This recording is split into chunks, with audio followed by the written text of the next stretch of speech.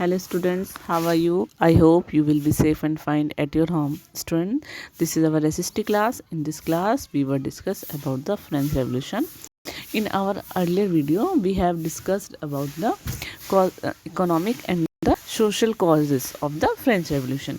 बेटा आप पहले ही पढ़ चुके हैं कि 14 जुलाई 1789 में फ्रांस में फ्रांसीसी रेवोल्यूशन की शुरुआत हुई थी और उस टाइम फ्रांस में कौन था उनका राजा लुई 16।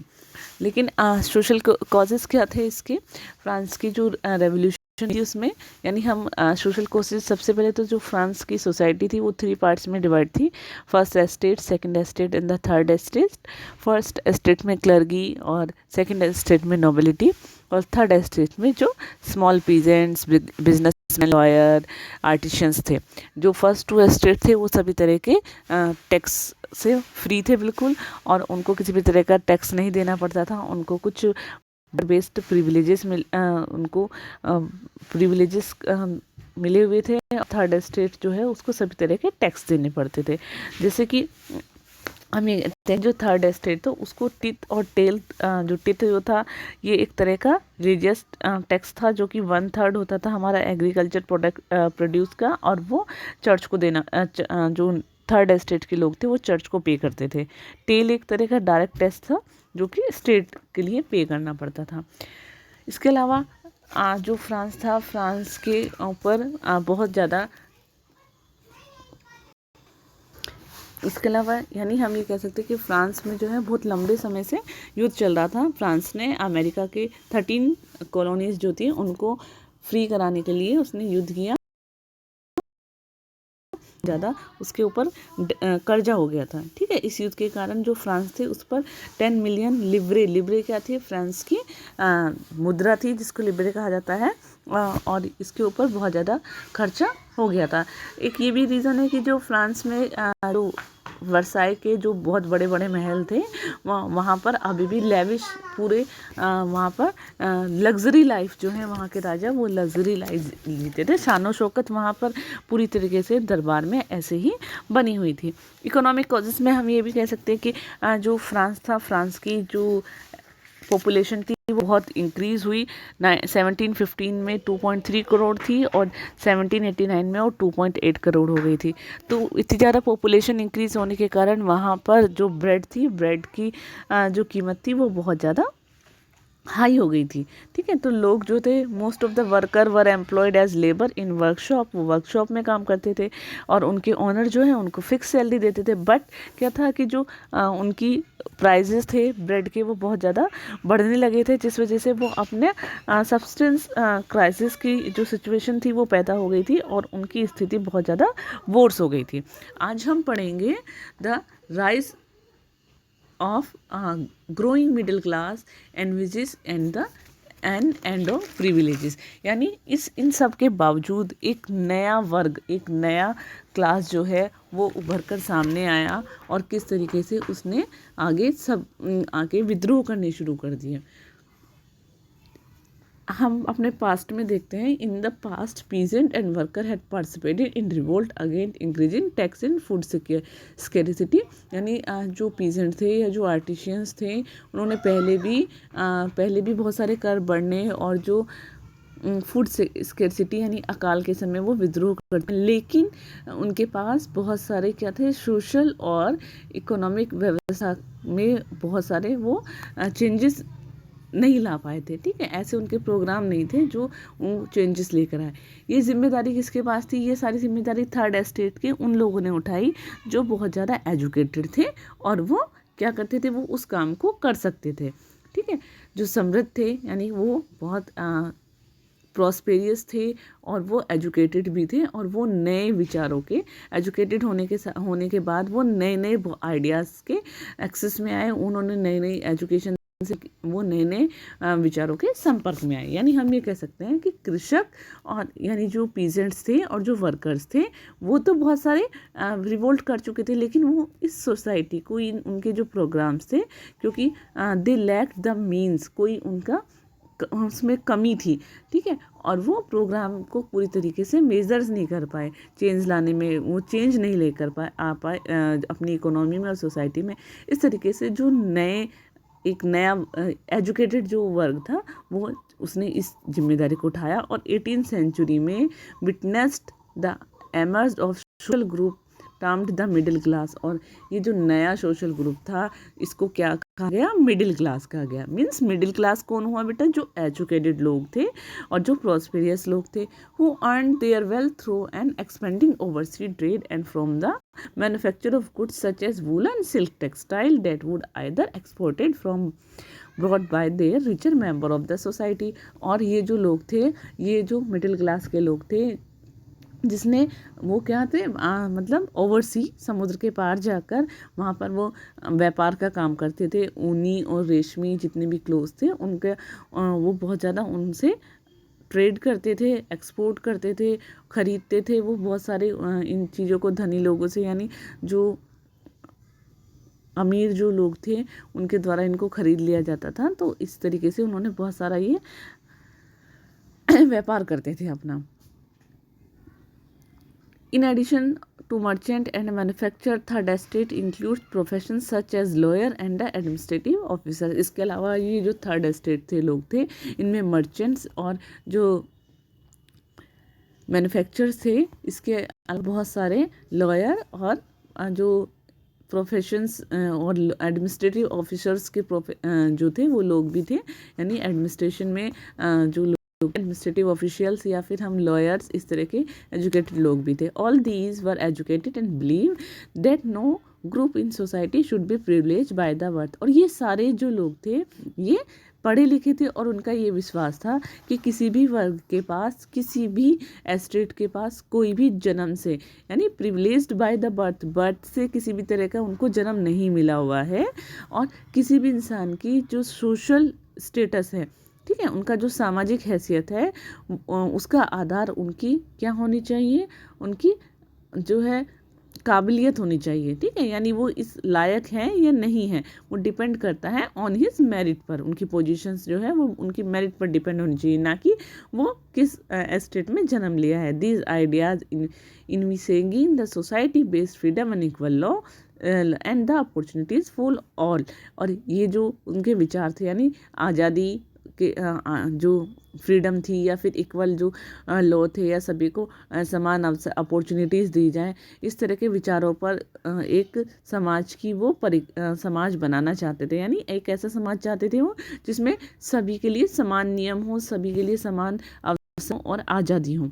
और इस तरह के कौन कौन से लोग थे इस फेवर में, फिलोसफर, जो कौन कौन से फिलोसफर थे, John Locke, John Joaquin Rousseau, यानी जॉन लॉक, जॉक रूसो, इस तरह के लोग जो थे उन्होंने इस तरह की मिसाल पेश की, इस तरह की उन्होंने अपने विचारों को प्रेजेंट किया। In his own treatise of government Locke suggest sought the refute the doctrine of divine and absolute right of monarch. जो जॉन लॉक हैं उन्होंने अपनी book two treatises of government में लोक ने राजा को जो देवी या फिर उसको एक एब्सोल्यूट राइट्स, जो डिवाइन और एब्सोल्यूट राइट्स जो मिले हुए थे, जो अधिकार जो मिले हुए थे, उसका उन्होंने पूरी तरीके से उसका खंडन किया, यानी उन्होंने उसको बताया है कि राजा को ऐसा कोई अधिकार नहीं मिले हैं। Rousseau carried the idea forward proposing a form of government based on social contract between people and their representative। और जो रूसो ने इसी तरह के विचारों को आगे बढ़ाया और उन्होंने बताया कि जनता और उसके जितने भी रिप्रेजेंटेटिव्स हैं उनके मध्य एक क्या होना चाहिए, सोशल जो है उनके भी सोशल कॉन्ट्रैक्ट होना चाहिए, ठीक है। और वो जो सोशल कॉन्ट्रैक्ट है, इस सोशल कॉन्ट्रैक्ट पर आधारित एक ऐसी सरकार बनाई जाए, ठीक है, यानी जो जनता है या जो रिप्रेजेंटेटिव है गवर्नमेंट के, उनके बीच में सोशल कॉन्ट्रैक्ट को बेस मानकर एक सरकार बनाई जानी चाहिए। जो मॉन्टेस्क्यू थे उन्होंने अपनी बुक रिस्पेक्ट ऑफ लॉज नामक एक जो बुक लिखी, उसमें सरकार के जो गवर्नमेंट है, गवर्नमेंट के अंदर लेजिस्लेटिव, एग्जीक्यूटिव और जुडिशरी, इस तरह के उनकी जो सत्ता है उसको, फोर्स जो है उसको बांटने की बात कही गई है। और जब यूएसए में 13 जो कॉलोनीज थी, कॉलोनीज ने ब्रिटेन से अपने आप को आज़ाद करा लिया, तो वहाँ पर इसी की सरकार बनी। मीन्स यानी जैसी सरकार मोंटेस्क्यू ने कहा है कि जिसमें कौन कौन सी होनी चाहिए, लेजिस्लेटिव होनी चाहिए, एग्जीक्यूटिव होनी चाहिए, जुडिशरी होनी चाहिए। तो जब यूएसए की जो 13 कॉलोनीज थी उनको फ्री कर इंडिपेंडेंस मिल गई, तो वहाँ पर इसी तरह की गवर्नमेंट बनाई गई। अमेरिकन कॉन्स्टिट्यूशन एंड इस guarantee was important example for political thinker in France.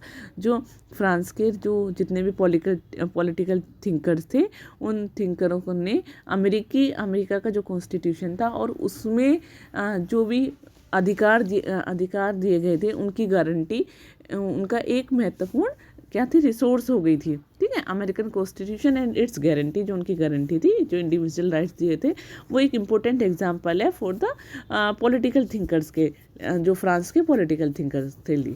यानी वो एक बहुत ही उसको एग्जाम्पल के तौर पर लेने लगे थे कि अमेरिका में भी इस तरीके की चीज़ें होती हैं, तो हम अपने यहाँ क्यों नहीं उनको लागू कर सकते हैं।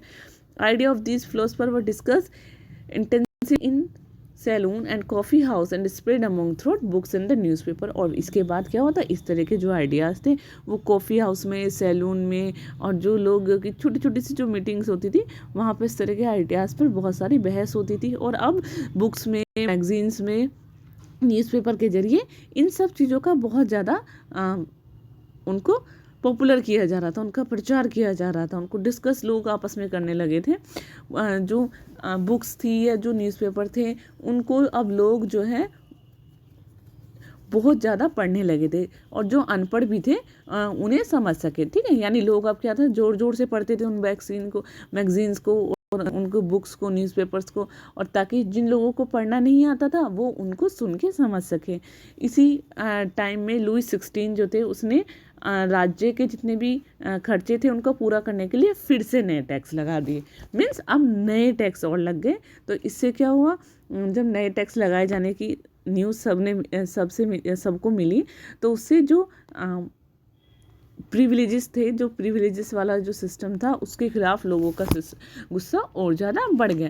यानी अभी तक लोग जो थे वो ये बातें सुन रहे थे कि ये प्रिविलेजेस जो है ये ख़त्म हो जाने चाहिए, इस तरह के कोई प्रिविलेजेस नहीं होने चाहिए, सबको इक्वल राइट्स होने चाहिए। लेकिन जब लुई 16 ने अपने खर्चों को पूरा करने के लिए दोबारा से टैक्स इंक्रीज़ कर दिया, तो लोग जो है और ज़्यादा भड़क गए। अब जब वो भड़क गए तो उन्होंने एक रेवोल्यूशन की, क्रांति की शुरुआत करनी। ठीक है, तो ये है हमारा द आउटब्रेक ऑफ रेवोल्यूशन। क्रांति की शुरुआत कहाँ से हुई, रेवोल्यूशन की शुरुआत कहाँ से हुई। ठीक है, ठीक है। यानी बेटा अभी हमने पढ़ा कि किस तरीके से जो लुई 16 था, उसने किन किन कारणों से टैक्सेस बढ़ाने शुरू कर दिए। यानी अपने खर्चों को पूरा करने के लिए, जो कर्ज था, जो उनकी ट्रेजरी, जो उनका खजाना खाली हो गया था, उस खजाने को भरने के लिए जो लुई 16 था, उसने बार बार टैक्स लगाने शुरू कर दिए।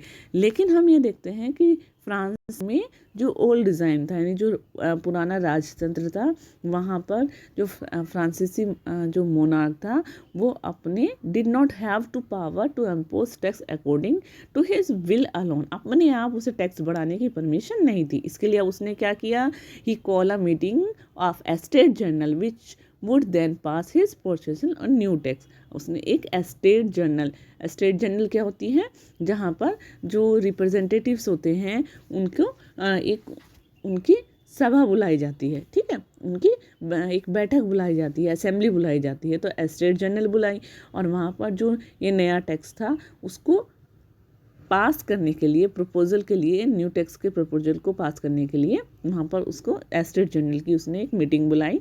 Estate general was a political body to which 3 estates sent their representative। Estate general क्या थी, एक पॉलिटिकल जो बॉडी थी, जहाँ पर तीनों एस्टेट के लोग अपने अपने रिप्रेजेंटेटिव भेजते थे। However the monarch alone could decide when he call meeting of his body. लेकिन क्या था इसमें, लेकिन जो सम्राट था, राज्य जो होता था, मोनार्क जो होता था, वो ही सारे फैसले करता था कि इस संस्था की मीटिंग को कब बुलाना है, कब नहीं बुलाना है। इसकी लास्ट जो मीटिंग थी वो 1614 में बुलाई गई थी। फ्रांस का जो सम्राट लुई 16 था, उसने 5 मई 1789 को नए जो टैक्स था उसको उसके प्रपोजल को पास करने के लिए ये मीटिंग बुलाई थी। A resplendent hall in Versailles was prepared to host and delegates, और जो वर्साइल के जो बहुत ही बड़ा वहाँ पर एक हॉल था, वहाँ पर जो जितने भी रिप्रेजेंटेटिव थे उनको जो रिप्रेजेंटेटिव्स थे उनके लिए हर एक वहाँ पर एक हॉल में ये मीटिंग बुलाई गई थी। और पहले और फर्स्ट और सेकंड जो स्टेट थे उसमें वहाँ से 300 जो थे रिप्रेजेंटेटिव्स को सामने की जो रोज थी उनमें बैठाया जाता था। फर्स्ट एंड सेकंड एस्टेट के जो रिप्रेजेंटेटिव थे दोनों में से ईच, यानी फर्स्ट एस्टेट के 300, सेकंड एस्टेट के 300, उनको सामने वाली रो में बैठा दिया जाता था। ठीक है, ऑन द टू साइड, दोनों साइड में। लेकिन जो थर्ड एस्टेट थी, जो कि सबसे बड़ी एस्टेट थी, उसके जो 600 मेंबर्स थे उनको कहाँ पर पीछे की तरफ खड़ा कर दिया जाता था। ठीक है, यानी उनको आगे नहीं बैठाया जाता था। थर्ड एस्टेट के जितने भी रिप्रेजेंटेटिव थे उनके लिए बहुत ज़्यादा वो क्या थे, third representative more prosperous and educated member, जबकि वो बहुत ज़्यादा प्रोस्पेरियस और एजुकेटेड मेंबर्स भी थे, पढ़े लिखे लोग भी थे। लेकिन क्या था, वो कौन थे? पीजेंट्स थे, आर्टिशियंस थे। उनमें से इन सबको जो था डिनाइड एंट्री टू असेंबली। जो पीजेंट, आर्टिशियन और जो लेडीज़ थी उनको असेंबली में आने की एंट्री नहीं थी। मीन्स कौन आ सकता था अब? जो एजुकेटेड और जो बहुत ज़्यादा एजुकेटेड और बहुत ज़्यादा रिच जो लोग थे वही उस असेंबली में, यानी 600 जो रिप्रेजेंटेटिव जाते थे उनमें ही वो लोग जा सकते थे। However their grievance and the demand were listed on some 40,000 letters which representative had brought with them. और इसके लिए क्या किया, फिर भी लगभग 40,000 जो लेटर्स थे उनके ज़रिए लोगों ने उनके ज़रिए उनकी जो शिकायतें थी और जो डिमांड्स थी उनकी एक लिस्ट बनाई गई, जिससे उनके जो रिप्रेजेंटेटिव थे वो उस लिस्ट को अपने साथ लेकर असेंबली में गए। ठीक है, यानी जो थर्ड एस्टेट के जो लोग थे उन्होंने अपनी लिस्ट और अपने डिमांड्स को एक लिस्ट बनाकर अपने रिप्रेजेंटेटिव को दी और वो अपने साथ लेकर उसको एस्टेट जनरल की असेंबली में गए। Voting of estate the past had become conduct according to the principle each estate had one vote. अब क्या था, एस्टेट जनरल में जो वहाँ के वोटिंग जो रूल्स थे वो क्या था कि हर एक वर्ग जो था उसको एक वोट देने का हक था, यानी तीनों एस्टेट के लोगों को एक एक वोट देने का हक था। इस बार लुई 16 जो था वो इसी जो सेम ये जो प्रैक्टिस थी इसका ही पालन करने के लिए पालन कर रहा था। लेकिन थर्ड एस्टेट के जो रिप्रेजेंटेटिव थे उसने पूरी सभा द्वारा मतदान कराए जाने की बात रखी। वो चाहते थे कि पूरी ही असेंबली के सभी लोग जो हैं वो क्या करें, वोट करें, जिसमें से सभी जितने भी मेंबर्स हैं उनको एक वोट देने का अधिकार होगा। ठीक है, यानी थर्ड एस्टेट के लोगों ने क्या बात रखी कि जितने भी 300 फर्स्ट एस्टेट के, 300 सेकंड एस्टेट के, 600 थर्ड एस्टेट के लोग जो हैं सभी मिलकर एक एक वोट दें, सभी को मतलब हर एक मेंबर एक वोट देगा। This was one of the democratic principle but forward by the philosopher like Rousseau in his book social contract. और ये क्या था, ये एक तरीके से जो डेमोक्रेटिक प्रिंसिपल्स था जिससे मिसाल के तौर पर रूसो ने अपनी बुक में, रूसो की बुक का क्या नाम है, द सोशल कॉन्ट्रैक्ट में उसको पेश किया है। सम्राट ने जब इस प्रस्ताव को सुना, ये जो प्रपोज रखा था, तो उसने मना कर दिया, उसको रिजेक्ट कर दिया। और तो तीसरे एस्टेट के जो लोग थे उन्होंने उसका बहुत ज़्यादा अपोज किया और वो walked out the assembly in protest, और वो असेंबली से बाहर चले गए इसके प्रोटेस्ट के लिए, मीन्स इसके विरोध के लिए। The representative of the third estate view themselves as spokesman for whole French nation. अब थर्ड एस्टेट के जो लोग थे वो रिप्रेजेंटेटिव थे, वो अपने आप को पूरी तरीके से फ्रांसीसी नेशन के रूप में मानते थे कि हम फ्रांसीसी जो नेशन है उसके स्पोक्समैन, यानी उसके प्रवक्ता के रूप में, उसको रिप्रेजेंट करने वाले के रूप में मानते थे।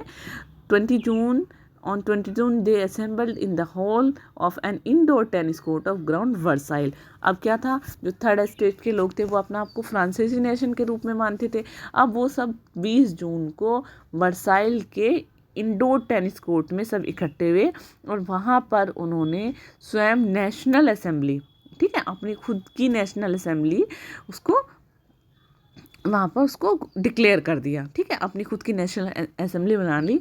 And so not dispatch till they had draft constitution of France that would limit the power of monarch. अब उन्होंने वहाँ पर एक शपथ ली कि जब तक सम्राट की शक्तियों को हम क्या नहीं कर देंगे, उसको कम नहीं कर देंगे, उसके ऊपर अंकुश नहीं लगा देंगे, तो तब तक हमें अंकुश लगाने के लिए एक कॉन्स्टिट्यूशन जब तक नहीं बन जाएगा तब तक हम अपनी असेंबली को जो हमने असेंबली बनाई है हम उसको डिस्पर्स नहीं करेंगे, ठीक है, यानी उसको भंग नहीं करेंगे अपनी असेंबली को, तब तक हमारी असेंबली ऐसे ही काम करती रहेगी। देवर लीड बाय मेराबियो एंड ओबेसिए। और ये जो असेंबली थी इसको इसको लीड कर रहा था, मेराबियो और ओबेसिए। तो ओबेसिए और मेराबियो कौन हुए, who lead the national assembly made by the third estate. Mirabeau का जन्म कहाँ पर, मेराबियो कौन थे, उनका जन्म एक नोबल फैमिली में हुआ था, but was convince to need to away with society of the feudal privilege. लेकिन वह एक फ्यूडल प्रिविलेजेस वाले जो सोसाइटी थी उसको समाप्त करने के फेवर में थे। उन्होंने एक जो जर्नल भी निकाली, he brought out of journal and delivered power speech to crowd assembly at Versailles. और उसको वर्साइल में जो भीड़ थी उन भीड़ के सामने उन्होंने उसको बहुत जोर जोर से वहाँ पर पढ़ा और भाषण भी दिए।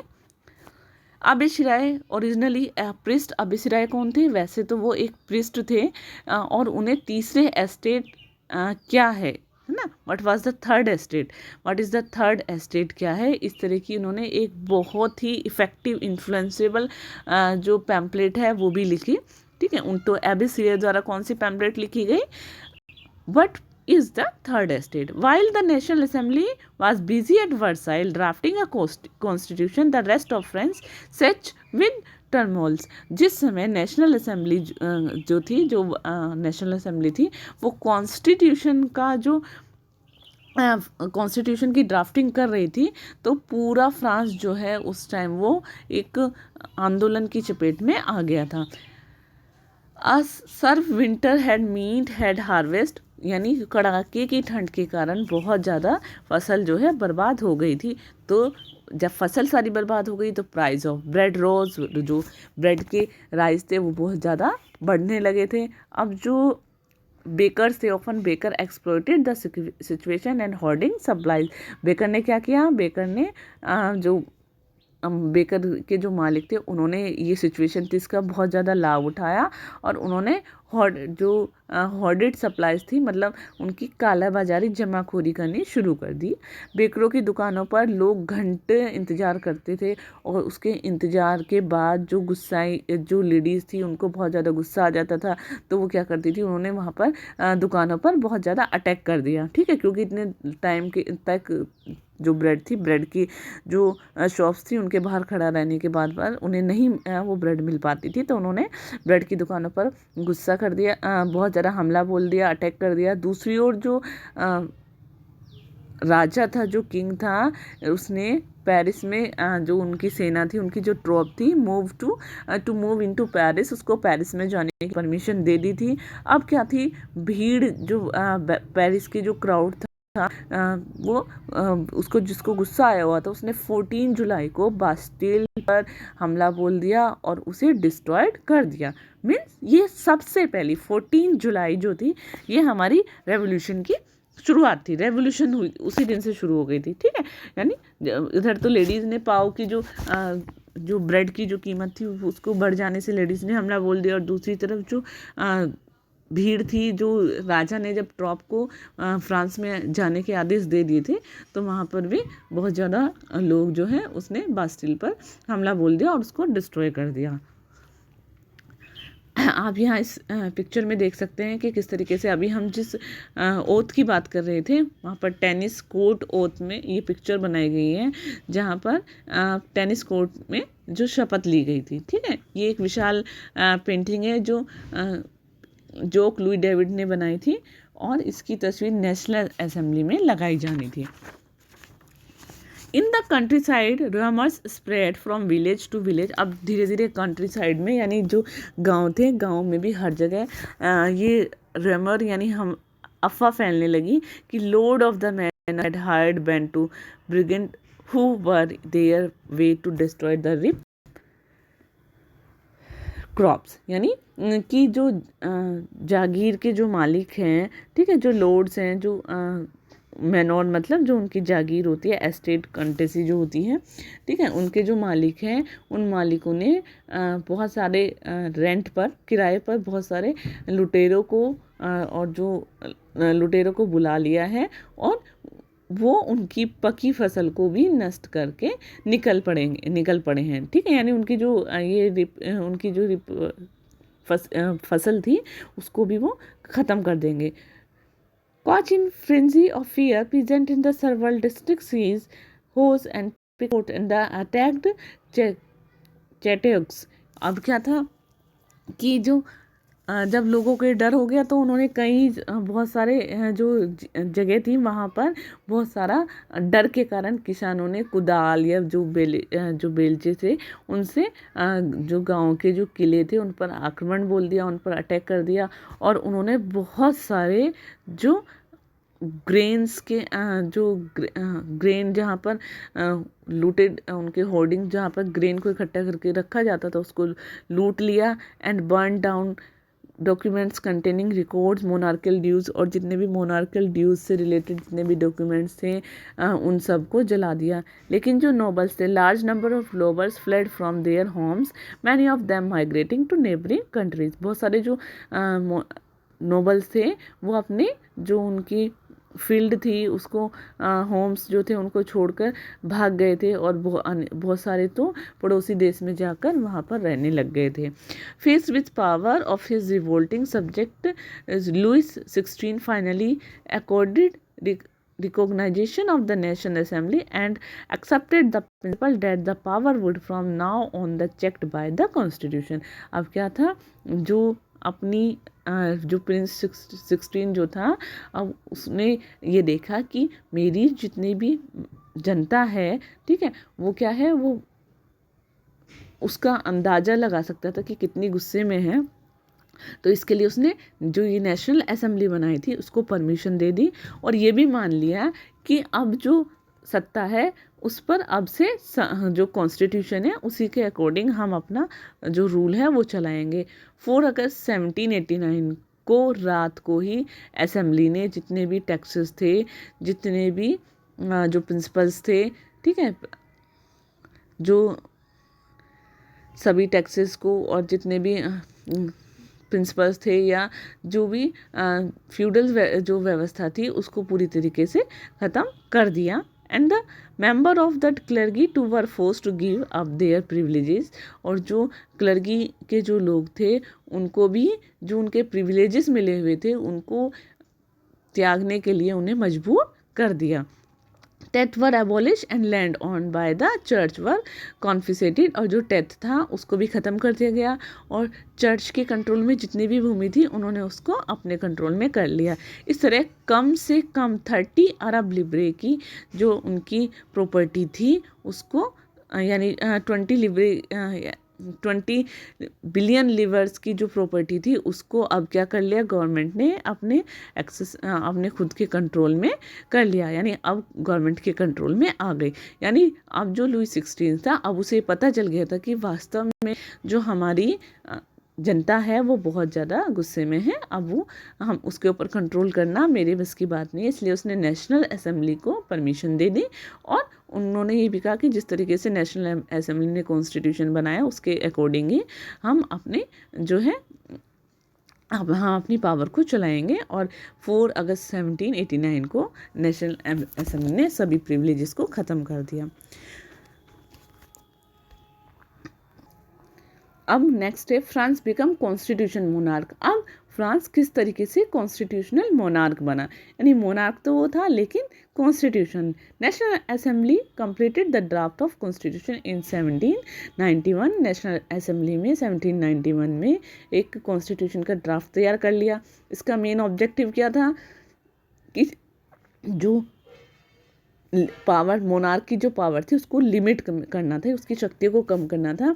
और this power instead being concern in hand of one person, और ये जो पावर थी एक व्यक्ति के हाथ में इसको जो है कंसर्न नहीं होना था, यानी एक व्यक्ति के हाथ में ना होकर ये अब अलग अलग, जैसा कि अभी हम पीछे पढ़ चुके हैं कि रूसो और जो मॉन्टेस्क्यू थे उन सब ने, लॉक ने जिस तरह की गवर्नमेंट की पेश की थी उस तरह के, यानी लेजिस्लेटिव और एग्जीक्यूटिव और जुडिशरी उनके बीच में इसको डिस्ट्रीब्यूट सेपरेट डिस्ट्रीब्यूट कर दिया गया है। This made France a constitutional monarch, और इस तरीके से इसने फ्रांस को कॉन्स्टिट्यूशनल मोनार्क बना दिया। आप यहाँ देख सकते हैं बेटा कि किस तरीके से फ्रांस में कॉन्स्टिट्यूशन मोनार्क था, यानी आप फर्स्ट उसमें देखिए बेटा, हम यहाँ देखेंगे कि ये 3 पार्ट्स है, जुडिशरी, एग्जीक्यूटिव एंड लेजिस्लेटर। जो जुडिशरी थी उसमें जो है वोट देकर जुडिशरी को चुना जाता था। नेक्स्ट किंग जो था उसको वीटो पावर थी, उसके जो कंट्रोल करते थे। लेजिस्लेटर, नेशनल असेंबली वो राजा के द्वारा भी कंट्रोल होती थी। देन जो नेशनल असेंबली है उसमें इलेक्शन जो इलेक्शन थे, जो इलेक्शन का किसको अधिकार था, सिर्फ मैन को था। लोग जो मैन थे वो वोट देकर नेशनल असेंबली को चुनते थे, उस पर मिनिस्टर और राजा इन दोनों का अधिकार था। ठीक है, और यहाँ पर हम देखते हैं कि जो जज थे उनको कौन चुनता था, एक्टिव सिटीजन। अब एक्टिव सिटीजन कौन थे, जिनको वोट देने का अधिकार था, मीन्स जो 4 million of the population of 28 million, ठीक है, 28 मिलियन में से 4 मिलियन लोगों को वोट देने का अधिकार था। पैसिव जो सिटीजन थे वो कौन थे, नो वोटिंग राइट्स, उनको किसी भी तरह के वोटिंग राइट्स नहीं थे। अबाउट लगभग 3 मिलियन मैन, जो 3 मिलियन मैन थे। ठीक है, women, children and youth below 25 year, यानी जो वुमेन्स थी, जो बच्चे थे और जो यूथ थे और जिनकी एज क्या थी 25 ईयर से कम थी, उन सबको किस में माना गया है, वो सब पैसिव, जो पैसिव सिटीजन्स थे, यानी इन सभी पैसिव सिटीजन्स को वोट देने का अधिकार नहीं था। सिर्फ जो मैन थे जिनके पास प्रॉपर्टी थी उनको वोट देने का अधिकार था। द कॉन्स्टिट्यूशन ऑफ 1971, जो 1971 का कॉन्स्टिट्यूशन था उसमें कानून बनाने का अधिकार किसके पास था, सिर्फ नेशनल जो असेंबली थी उसी के पास था। That is citizen voted for a group of electorates who is turn choose assembly, यानी नेशनल असेंबली में जो कि इलेक्टोरेट ग्रुप के द्वारा चुनी जाती थी। सबसे पहले नागरिक एक जो था वो जो सिटीजन थे, नॉट ऑल सिटीजन, सारे सिटीजन नहीं थे। ठीक है,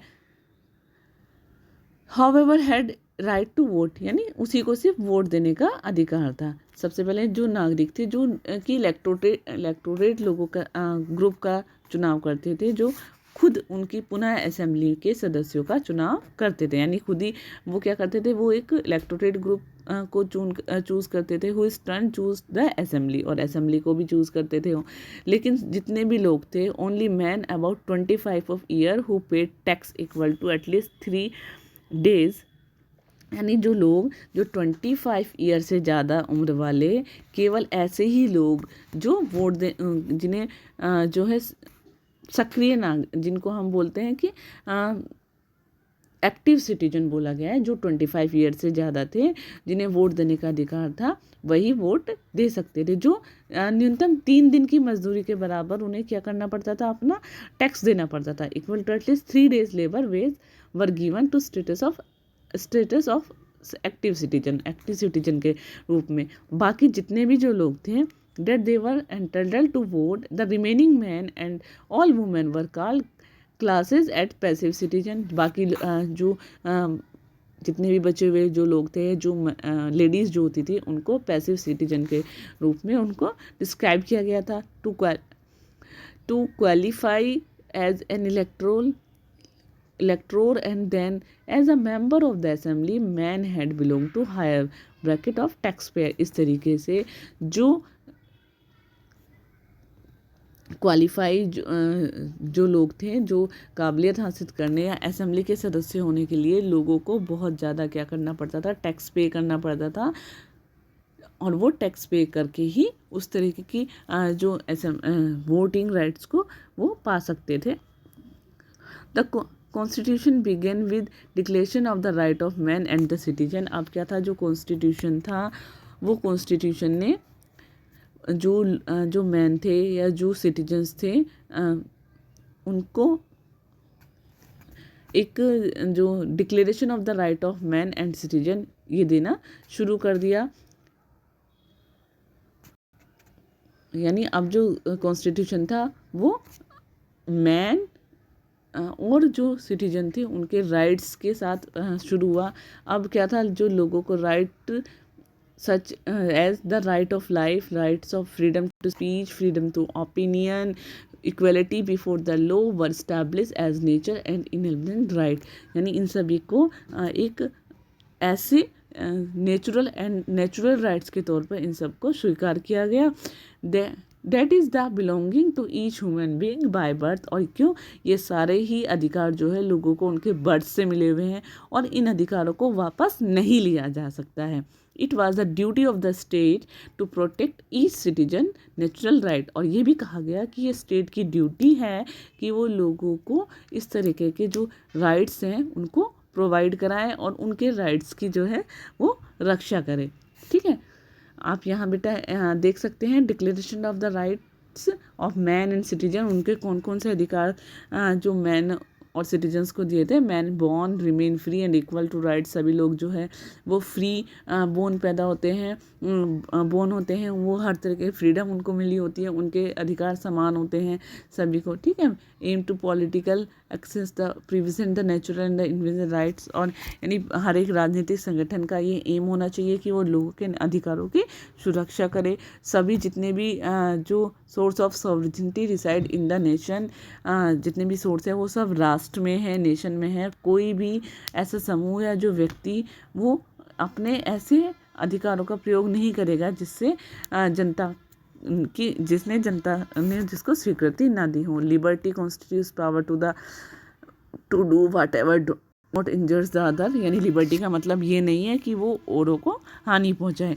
समाज के लिए किसी भी तरह की जो हानि पहुंचाने वाले अधिकार हैं उन सबको उन्होंने पाबंदी लगा दी। No man may be accused arrest on the detain except classes determine the law. कोई भी व्यक्ति जो है वो कानून प्रक्रिया के बाहर के व्यक्ति को दोषी नहीं ठहराया जा सकता है। तो इस तरह के कुछ जो राइट्स हैं वो लोगों को दिए गए थे।